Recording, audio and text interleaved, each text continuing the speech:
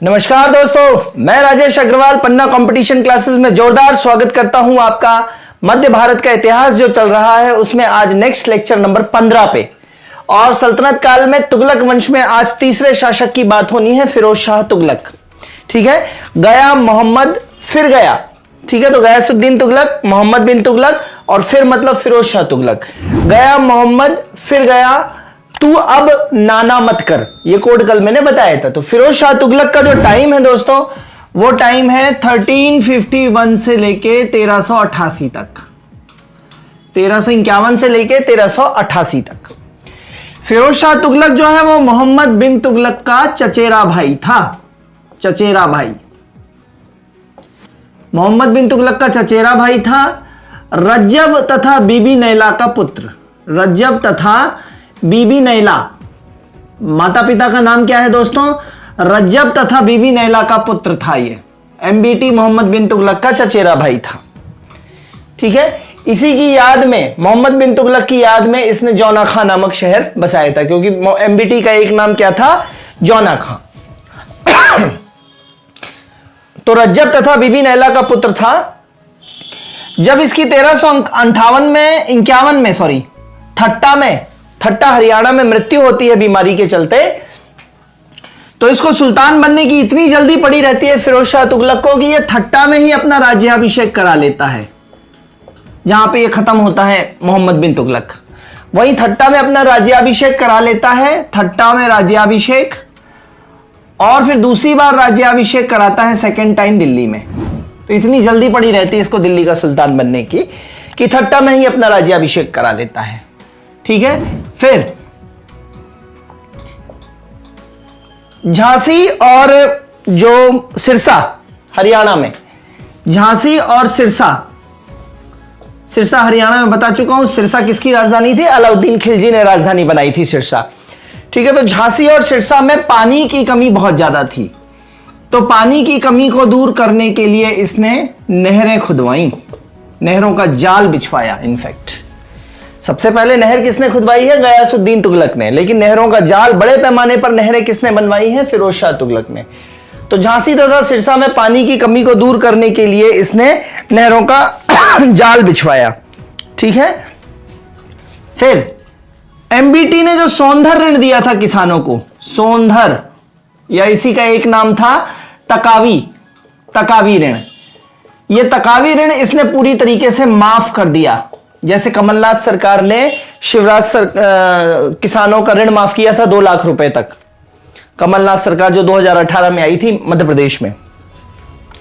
ऐसे ही मोहम्मद बिन तुगलक ने जो सोंधर या तकावी ऋण दिया था किसानों को, वो सारा का सारा ऋण माफ किया फिरोज शाह तुगलक ने।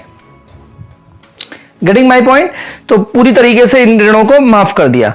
इसका युद्ध तथा लड़ाइयों में बिल्कुल विश्वास नहीं था, युद्ध में इसका बिल्कुल विश्वास नहीं था, और शांति से विकास के कार्य करने में रुचि रखता था। फिर भी इसके समय के 2 युद्ध जो हैं, एक तो उड़ीसा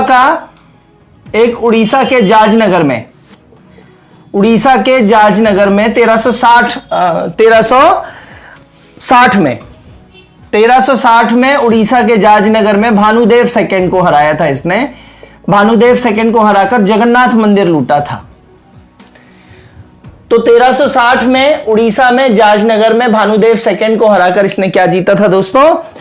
इसने जीता था, भानुदेव थर्ड था, जगन्नाथ मंदिर में लूट करी थी भानुदेव थर्ड को हराकर। उड़ीसा के जगन्नाथ मंदिर में जगन्नाथ लूट। और एक युद्ध इसके समय 1361 में जो है नागरकोट मतलब हिमाचल प्रदेश, कांगड़ा में नागरकोट में 1361 में ज्वालामुखी मंदिर को लूटा था। ज्वालामुखी मंदिर। बस ये 2 युद्ध इसके समय के फेमस है, 2 लड़ाइयां इसके समय की फेमस है, उड़ीसा के जाजनगर की और नागरकोट, कांगड़ा हिमाचल प्रदेश में 1361 में ज्वालामुखी मंदिर को इसने लूटा था। ठीक है, इसने 5 बड़ी नहरों का निर्माण कराया और 300 से अधिक नगरों को बसाया। ठीक है, 5 बड़ी नहरों का निर्माण कराया, 5 बड़ी नहरों का निर्माण कराया और 300 से भी अधिक शहर बसाए। 300 से भी अधिक शहर बसाए। फिरोजाबाद, फतेहाबाद, जौनपुर जौनपुर उसने किसकी याद में बसाया? अपने भाई जौना खां, मोहम्मद बिन तुगलक की याद में। हिसार, फिरोजाबाद, फतेहाबाद, है ना, फिरोजपुर, ये सब इसने बसाए। ठीक है। और अपनी जनता की भलाई के लिए इसने बहुत सारे कार्य किए। अपनी जनता की भलाई के लिए हमेशा ये तत्पर रहता था, जिसके कारण एल्फिंस्टन और इलियट ने इसे सल्तनत काल का अकबर कहा है। दोस्तों बहुत ज्यादा इंपॉर्टेंट है। अपनी जनता की भलाई करता था तो एल्फिंस्टन रोड बंबई में है। एल्फिंस्टन स्टेशन था जिसका नाम प्रभावती स्टेशन हो गया है बंबई में, रेलवे स्टेशन की बात कर रहा हूं। एल्फिंस्टन तथा हेनरी इलियट ने इसे क्या कहा है? सल्तनत काल का अकबर। सल्तनत काल का अकबर कहा है इन दोनों ने मिलकर। जनता की भलाई के कार्य इसने किए। ठीक है। तो इसकी कोडिंग मैंने कर रखी है, आप याद करें, क्योंकि किसने किसको कब क्या कहा है ये बड़ा मुश्किल काम है। तो फिर ये अकबर कहा, बुंदेलखंडी भाषा में बोलते हैं ये मतलब इसको, ये मतलब इसको। तो फिर ये मतलब फिरोज शाह तुगलक, ये अकबर कहा। तो फिर मतलब फिरोज शाह तुगलक, ई मतलब, है ना, ई मतलब इलियट, और ए मतलब एल्फिंस्टन, और सल्तनत काल का अकबर। फिर ये अकबर कहा, ई मतलब इलियट और ए मतलब एल्फिंस्टन। तो इलियट और एल्फिंस्टन ने इसको क्या कहा है? सल्तनत काल का अकबर, क्योंकि इसने जनता की भलाई के बहुत सारे काम किए हैं। ठीक है। फिर इसके कहने पर ही इसके समय उलेमाओं का प्रभाव बढ़ने लगा था वापस से। इसके समय उलेमाओं, धर्मगुरुओं को प्रभाव मिलना शुरू हो गया था। तो उलेमाओं को महत्व, उलेमाओं को महत्व, और इनके कहने पर ही इसने एक नया कर चलाया जिसको सिंचाई कर बोलते थे। सिंचाई, चूंकि नहरों का जाल बिछवा रहा है तो नहरों के मेंटेनेंस के लिए, नई नहरें खुदवाने के लिए, उनमें पानी भरवाने के लिए, सारी चीजों के लिए कुछ पैसा लगता है। तो इसने सिंचाई कर लगाया जिसको बोला गया है शर्ब। ये आया है परीक्षा में कई बार। शर्ब मतलब शरबत होता है ना, शरबत मतलब पानी, शर्ब। तो शरबत से पानी, पानी से सिंचाई, इस तरीके से याद रखेंगे।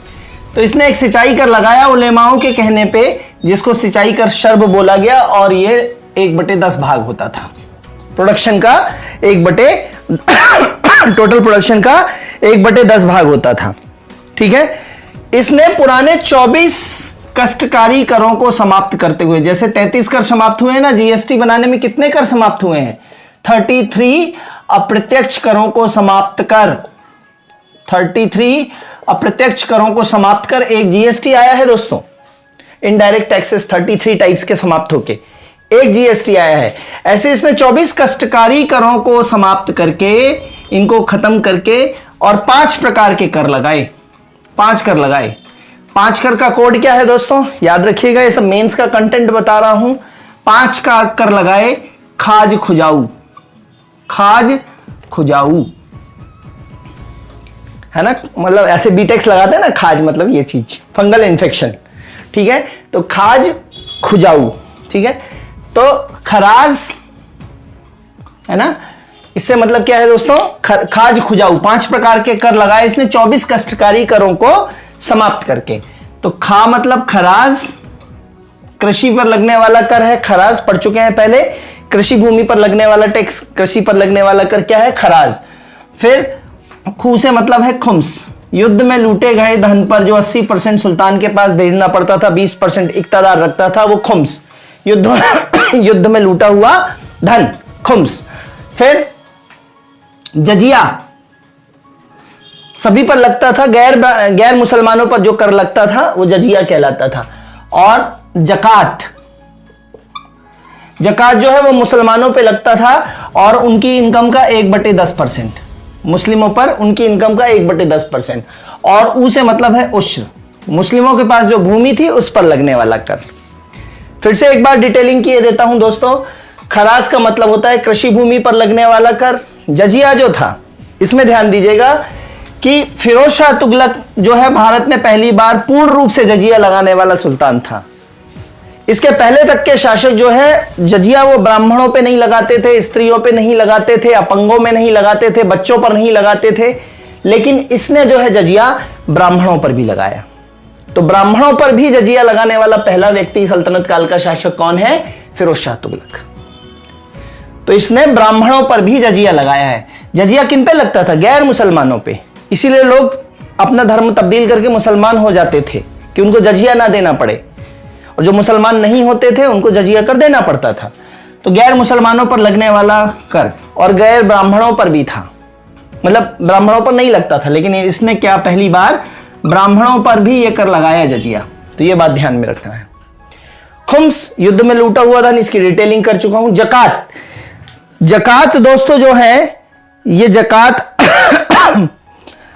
जकात जो है मुस्लिमों की संपत्ति पर लगने वाला कर है, और 1/10 कर लगता था। मुस्लिमों की संपत्ति जितनी होती थी उसका 10% लगता था। और उश्र जो है वो मुस्लिमों के पास जो कृषि भूमि थी उस पर लगने वाला कर उश्र कहलाता था। मुस्लिमों से लिया जाने वाला भूमि कर उश्र। तो खाज खुजाऊ, बहुत इजी तरीके से याद करवाया है दोस्तों। खाज खुजाऊ, खराज, जजिया, खुम्स, जकात और उश्र, ये 5 प्रकार के कर लगाए 24 कष्टकारी कारीगरों को समाप्त करके। ठीक है। फिरोज शाह अपने समय, एक बहुत इंपॉर्टेंट है, मैंने प्राचीन भारत में अशोक के शिलालेख में पढ़ाया है कि टोपरा और मेरठ, दिल्ली टोपरा और दिल्ली मेरठ, DMDT था।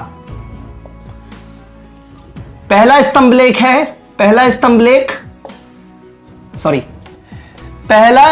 लेख अशोक का मेरठ से दिल्ली लाया था ये, और दूसरा स्तंभ लेख जो है, दूसरा स्तंभ लेख टोपरा से दिल्ली लाया था। टोपरा से दिल्ली और मेरठ से दिल्ली अर्थात मेरठ और टोपरा, है ना?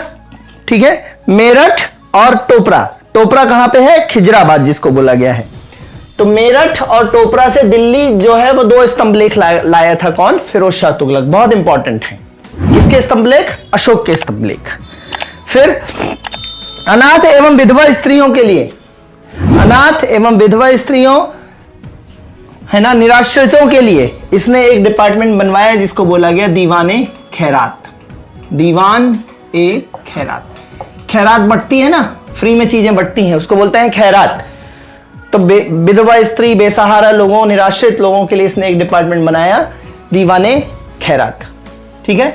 आयुर्वेदिक चिकित्सालय, आयुर्वेदिक चिकित्सालय खोला दोस्तों इसने आयुर्वेदिक चिकित्सालय का नाम था दारुल शफा। दारुल शफा, शफा का मतलब होता है दवाइयां, शफा या शिफा।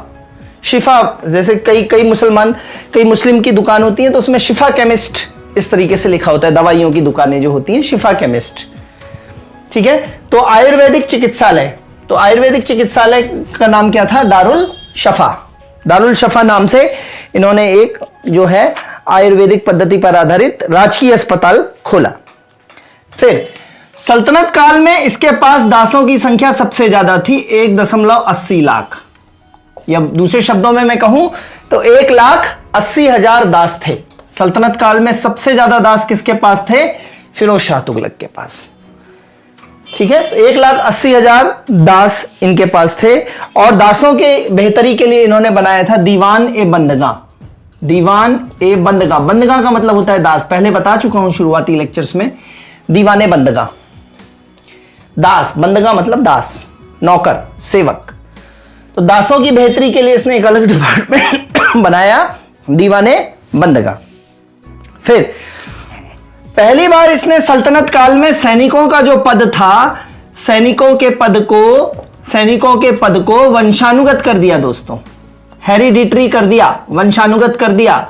मतलब बाप सैनिक है तो अपने आप बेटे को भी सैनिक बन जाएगा बेटा। बाप कलेक्टर है तो बेटा भी कलेक्टर बन जाएगा बिना IAS दिए, बिना पढ़े।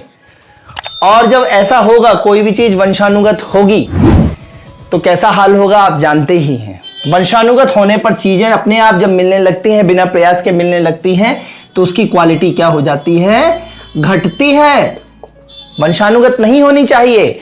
चीजें कैसी होनी चाहिए? मेराइटस एथिकस। जो मेरिट में आ रहा है उसी को आगे ले जाना चाहिए, जो मेहनत से पढ़ के मेरिट में आगे आ रहा है उसी को आगे ले जाना। मेरिट में ही एथिक्स है। वंशानुगत तरीके से आप किसी को भी लड्डू नहीं दे सकते, कीमत ही नहीं समझेगा वो। ठीक है, तो सैनिकों के पद को वंशानुगत किया इन्होंने, और शायद यही मौका था जब तुगलक वंश की समाप्ति यहां से बीज पड़ गए, सैनिकों के पद को वंशानुगत करना। ठीक है, अपनी आत्मकथा लिखी इन्होंने फुतुहात ए फिरोज शाही। अपनी आत्मकथा लिखी है इन्होंने फुतुहात ए फिरोज शाही। आत्मकथा है इनकी फुतुहात ए फिरोज शाही। फुतुहात ए फिरोज शाही, अगर आपसे याद नहीं होता है तो फू मतलब फिरोज और तू मतलब तुगलक, फिरोज शाह तुगलक, यहां से भी फिरोज शाह समझ में आता है, लेकिन फुतुहात ए फिरोज शाही। तारीख फिरोज शाही भी है, लेकिन तारीख फिरोज शाही में कौन है? अलाउद्दीन खिलजी। तो फिरोज शाही से आप कंफ्यूज हो जाएंगे, तो फुतू से आप याद रखना, फू मतलब फिरोज शाह, तू मतलब तुगलक। फुतुहात ए फिरोज शाही किसकी आत्मकथा है? फिरोज शाह तुगलक की। ठीक है, एक आयुर्वेदिक ग्रंथ, एक आयुर्वेद से संबंधित अस्पताल कौन सा था दोस्तों? दारुल शफा। और आयुर्वेदिक ग्रंथ जो है वो कौन सा है? दलायते फिरोज शाही। दलायते फिरोज शाही एक आयुर्वेदिक ग्रंथ लिखा इसने, दलायते फिरोज शाही। और ज्वालामुखी मंदिर के पुस्तकालय की बहुत सारी पुस्तकों का इसने फारसी में भी अनुवाद कराया। सबसे अच्छी आदत ये थी, इज्जत करते थे ये किताबों की, है ना। जो ट्रेजर था, खजाना था, नॉलेज का खजाना था, उसकी इज्जत करते थे। और हिंदी और संस्कृत से उनका अनुवाद किसमें करवा लेते थे? फारसी में, है ना। हम सामने रखे नोट्स नहीं पढ़ पाते हैं, ठीक है, और ये लोग ले जाते थे अनुवाद करा के, ट्रांसलेट करा के। तो इन्होंने एक आयुर्वेदिक ग्रंथ लिखवाया, दलायते फिरोज शाही, और ज्वालामुखी मंदिर में रखी पुस्तकों का, जो पुस्तकालय में जो पुस्तकें रखी थी उनका फारसी अनुवाद भी कराया। जल घड़ी का आविष्कार किया, ताश घड़ियाल। ये प्रश्न पीएससी में आ चुका है, एमपी पीएससी में। ताश घड़ियाल नामक जल घड़ी का आविष्कार किया। जल घड़ी का आविष्कार किया ताश घड़ियाल, ये ध्यान रखेंगे, बनवाई इसने। ताश घड़ियाल नामक जल घड़ी किसने बनवाई? फिरोज शाह तुगलक। कॉपर और चांदी, कॉपर और एजी, कॉपर और अर्जेंटम। चांदी का लैटिन नाम क्या है? अर्जेंटम। और कॉपर का क्या है? क्यूप्रस। तो कॉपर और चांदी, तांबा और चांदी के इन्होंने मिश्रित सिक्के चलवाए। मिश्रित सिक्के को बोला गया है अद्धा या विक। फिरोज शाह तुगलक ने जो सिक्के चलवाए, तांबा और चांदी के मिश्रित सिक्के चलवाए, उनको बोला गया अद्धा या विक। ठीक है, अद्धा या विक चलवाए इन्होंने। और एक विशेष प्रकार का सिक्का शंशगानी भी चलवाया। शंशगानी, जिसका मूल्य होता था 6 टंका। ताजी चाट बता चुका हूं, ताजी चाट। तो चांदी का जो होता था वो टंका होता था। ठीक है, तो सिक्के कौन से हैं? अद्धा या विक। और एक विशेष प्रकार का सिक्का है शंशगानी। आप मुझे कमेंट बॉक्स में कमेंट करके बताएंगे मोहम्मद बिन तुगलक द्वारा चलाया गया एक विशेष सिक्का, उसका नाम क्या था? मैंने कोडिंग भी बताई है उसमें। ठीक है, तो अद्धा और विक। तो इसको याद करने का तरीका क्या है? अद्धे में बिक गए और गाने लगे, ये कोड है दोस्तों। फिर चुनाव का मौसम है दोस्तों देशों में। तो चुनाव आते ही क्या होता है कि पार्टियां जो होती हैं, चुनावी जो प्रत्याशी होते हैं, वो प्रत्याशी मतदाताओं को कहीं कहीं खरीदते भी हैं, शायद शराब में भी खरीद लेते हैं। अद्धा मतलब 500 ml की जो शराब होती है उसको देशी भाषा में क्या बोलते हैं? अद्धा। तो फिर अद्धे में बिक गए, है ना। 500 ml की शराब की बोतल दे दी उन लोगों ने, प्रत्याशियों ने, और आप बिक गए और आपने वोट दे दिया। तो फिर से चुनाव आया तो फिर अद्धे में बिक गए और किसके गुण गाने लगे? जिसने आपको अद्धा दिया है, जिस चुनाव प्रत्याशी ने आपको अद्धा दिया है। अद्धा मतलब शराब की 500 ml की बोतल। तो जिस प्रत्याशी ने आपको अद्धा दिया है, अद्धी दी है, वो उसके गुण गाने लगे आप। तो देखिए आ गया फिर मतलब फिरोज शाह तुगलक। कौन से सिक्के चलाए? अद्धा या बिक। और विशेष सिक्का कौन सा है? शंसगाने मतलब शंसगानी। फिर अध्याय में बिक गए और उनके गुण गाने लगे प्रत्याशी के जिसने आपको अद्धा दिया। फिर अध्याय में बिक गए और गाने लगे। इससे बेहतर याद करने का तरीका कुछ नहीं है दोस्तों, बहुत लॉन्ग टर्म आप याद कर सकते हैं।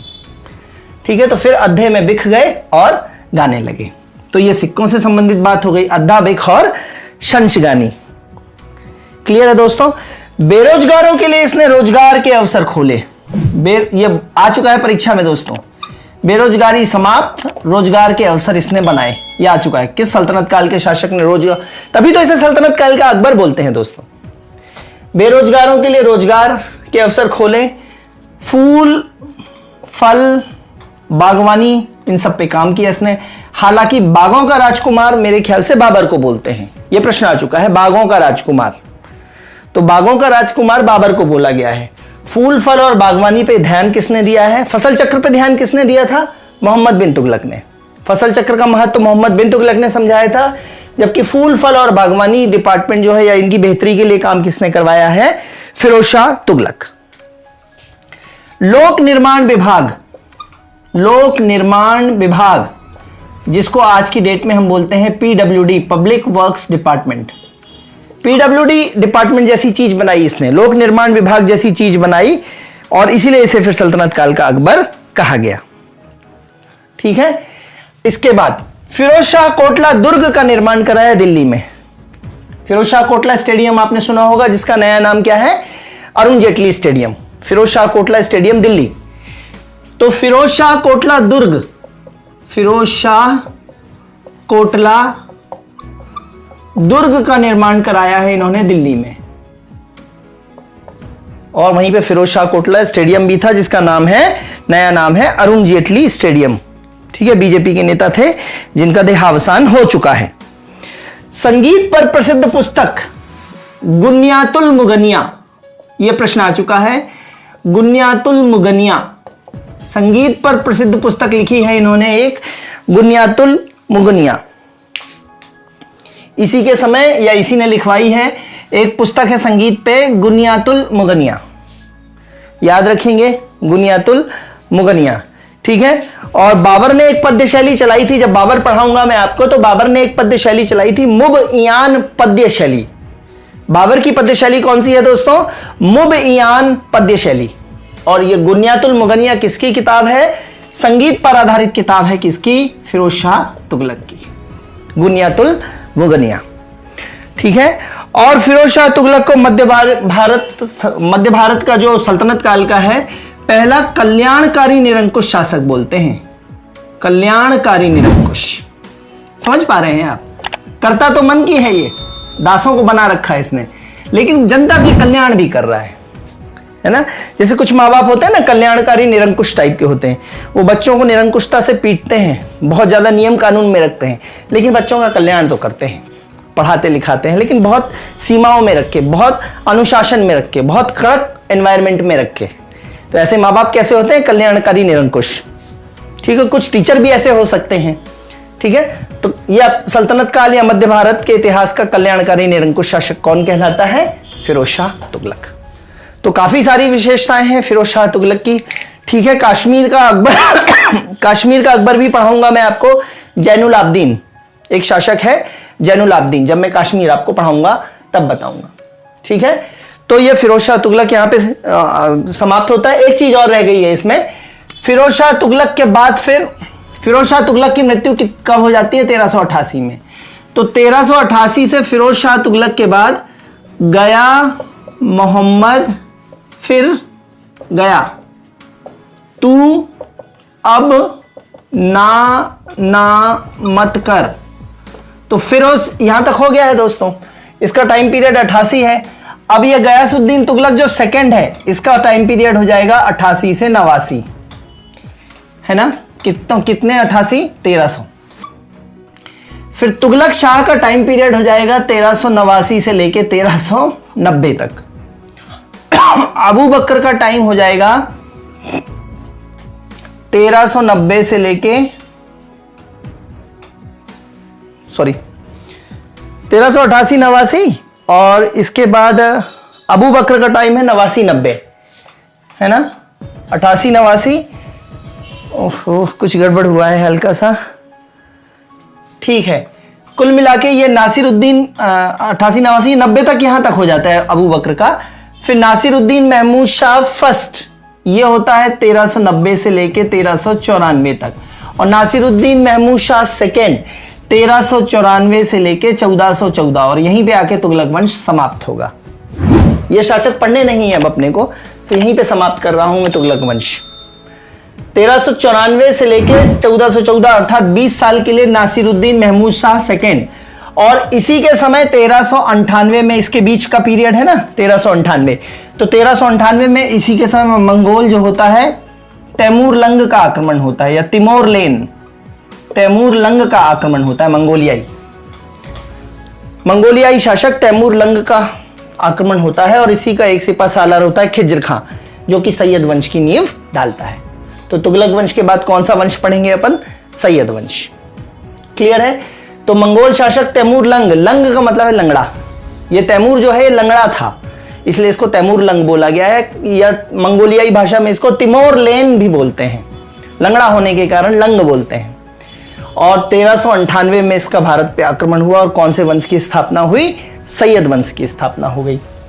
ठीक है, 1398 में तो नहीं हुई, बाद में 1414 में इसी के कारण खिज्र खां जो आया, खिज्र खां, इससे सैयद वंश की स्थापना हुई। खिज्र खां इन्हीं के बिहाफ पे शासन कर रहा था भारत में। खिज्र खां जो है इसी के बेटे, तैमूर लंग का बेटा शाहरुख का प्रतिनिधि था भारत में। ठीक है, तो यहां से सैयद वंश आ जाता है। फिर 1414 से कौन सा वंश आ जाता है? सैयद वंश। क्लियर है? तो 1398 में मंगोल, और आपको बताया था मैंने चंगेज खान का आक्रमण कब हुआ था? 1221 में। चंगेज सबका अब्बा है, तो चंगेज और तैमूर लंग दो लोग आपको याद रखने हैं। ठीक है, अब एक थोड़ा सा हल्का सा ये डिटेल है, जैसे भारत में आक्रमणों का क्रम क्या है, तो सबसे पहले मोहम्मद बिन कासिम के रूप में अरबों का आक्रमण हुआ, फिर महमूद गजनबी, गौरी, गुलाम वंश, इन सब के रूप में तुर्क का आक्रमण हुआ, फिर ये मंगोल जो अभी आया है तैमूर लंग के रूप में कौन सा वंश आ गया है? सैयद। सैयद कौन है? बेसिकली सैयद है ना। तो यहां से मंगोल आए हैं, यहां पे तुर्क के बाद कौन आए हैं? मंगोल। मंगोल में कौन सा है? सैयद वंश। और मंगोल के बाद कौन आ गए हैं? अफगान, लोदी है ना, इब्राहिम लोदी है ना, बहलोल लोदी, सिकंदर लोदी और इब्राहिम लोदी। तो बहलोल लोदी ने कौन से वंश की स्थापना की? अफगान। तो अफगान कौन से हैं? लोदी वंश वाले। यहां तुर्क में कौन आ जाता है? गजनबी से शुरू होता है, और गजनबी से चला जाता है कहां तक? गजनबी से चला जाता है तुगलक तक। ये अपन तुर्क पढ़ चुके हैं। और अरब में कौन है? मोहम्मद बिन कासिम। तो भारत में आक्रमण का क्रम है, ये हेडिंग डाल दीजिएगा, भारत में आक्रमण का क्रम। भारत में आक्रमण का क्रम, सबसे पहले अरब आए थे मोहम्मद बिन कासिम के रूप में, फिर तुर्क आए महमूद गजनबी से लेके मोहम्मद गौरी, फिर गुलाम वंश, खिलजी वंश और तुगलक वंश तक। फिर तुगलकों को हरा के मंगोल तैमूर लंग आया जिसने सैयद वंश की स्थापना करवाई, और मंगोल के बाद अफगान आए जिसने लोदी वंश की स्थापना करवाई। तो इस तरीके से भारत पे आक्रमण का क्रम ये रहा है। अगले लेक्चर में बात करेंगे अपन सैयद वंश की, बहुत छोटा सा वंश है, 10-12 मिनट का लेक्चर होगा मेरे ख्याल से। और फिर लास्ट वंश की बात करेंगे, गुलाब खिले तो सूंघ लो, तो लोदी वंश की बात करेंगे लास्ट में। ठीक है, और फिर ओवरऑल सल्तनत काल का प्रशासन, स्थापत्य, धर्म, समाज, अर्थव्यवस्था, इनकी बात करेंगे। ठीक है, तो आशा है आपको लेक्चर पसंद भी आ रहे होंगे और याद भी हो रहे होंगे। याद होना इक्वली महत्वपूर्ण है, कंसेप्ट क्लियर होना इक्वली महत्वपूर्ण है। मेंस में आपको याद किया हुआ लिखना है, सिर्फ कंसेप्ट से काम नहीं चलेगा, तो याद भी करवा रहा हूं मैं। गया मोहम्मद फिर गया तू, अब नाना मत कर, है ना। फिर अध्याय में बिख गए, फिर अध्याय में बिख गए और गाने लगे उनका गान, इस तरीके से है। ठीक है, तो लेक्चर को लाइक, सब्सक्राइब और शेयर जरूर करिए। कल फिर मिलते हैं, तब तक के लिए धन्यवाद, गुड बाय, जय हिंद दोस्तों।